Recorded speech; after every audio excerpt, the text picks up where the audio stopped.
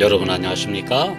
성경이 말한다 유튜브 채널을 찾아주신 성도 여러분, 오늘은 믿음으로 의롭게 됨이라는 주제에 대해서 함께 말씀을 나누도록 하겠습니다. 믿음으로 의롭다 하심, 다른 말로 칭의는 기독교의 가장 핵심되는 진리입니다.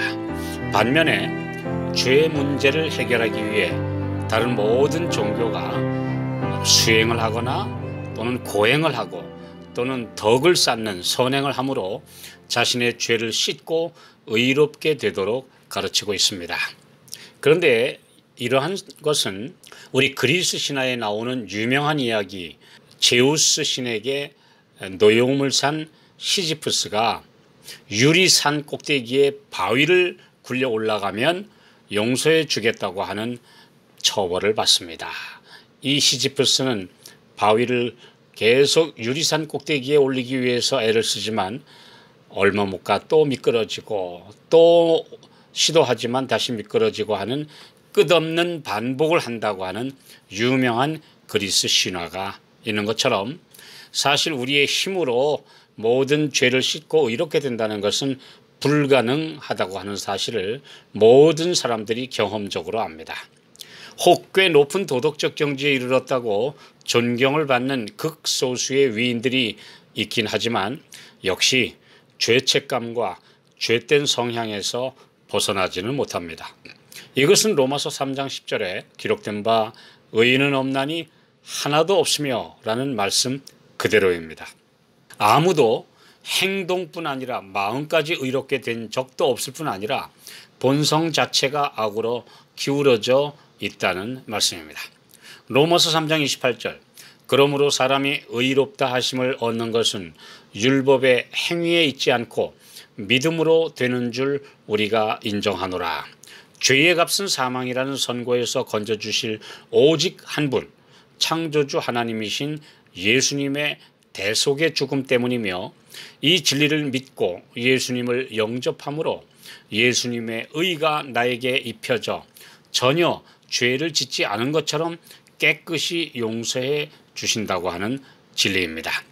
이상은 성도들 누구나 익히 듣고 알고 있는 진리입니다만 그 다음 단계를 많은 분들이 모르거나 아니면 덮고 있습니다. 칭의는 의롭다 하심이지 의로운 사람으로 죄를 전혀 짓지 않게 만들어준 것이 아니기 때문입니다. 거듭남으로 새롭게 되었다고 유혹이 사라지고 충동이 일어나지 않는 것은 아닙니다. 성령의 감화가 양심을 일깨우지만 억지로 죄를 짓지 못하게 하시지는 않습니다. 하나님의 속성이 기본적으로 자유이시기 때문입니다. 매일 마음의 죄된 본성과 싸웁니다. 내 안에 선한 속사람과 악한 본성이 충돌합니다. 그 누구도 예외 없이 마음은 전쟁터입니다. 사도 바울도 고린도전서 9장 27절에 내가 내 몸을 쳐 복종하게 함은 내가 남에게 전파한 후에 자기가 도리어 버림이 될까 두려워함이로라고 고백했습니다. 이 과정을 성화, 곧 거룩하게 변화됨이라고 합니다. 그런 변화의 모본이 사도 요한입니다.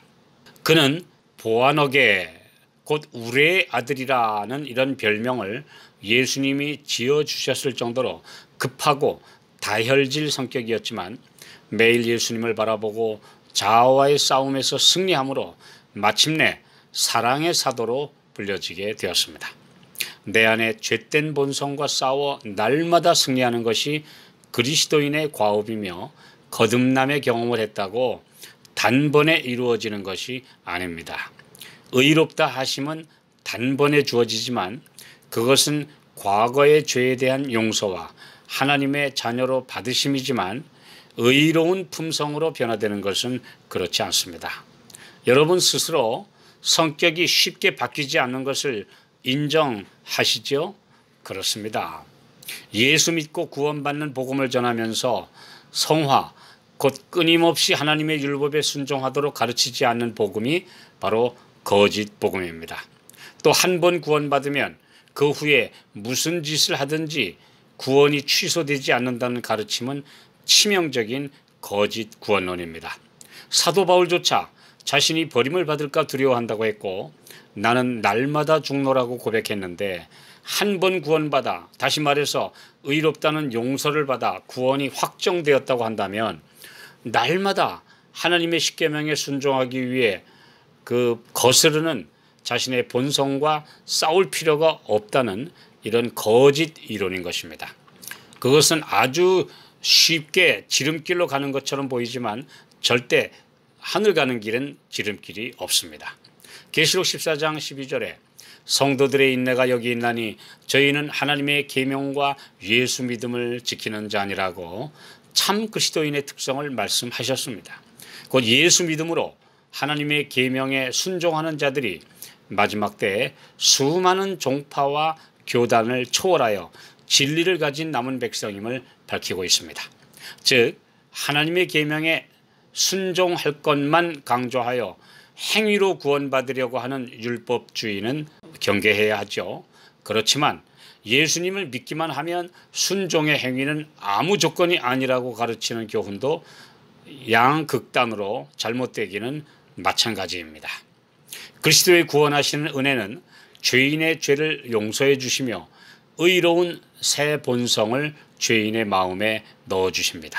옛 본성이 나를 주관하려 할 때마다 성령의 능력으로 날마다 극복하는 경험이 곧 성화의 과정이며 드디어 그리스도의 장성한 분량에까지 도달하게 됩니다. 바울은 이 경험을 마라톤 경주에 비유합니다. 이것은 100m 단거리 경주가 아닙니다.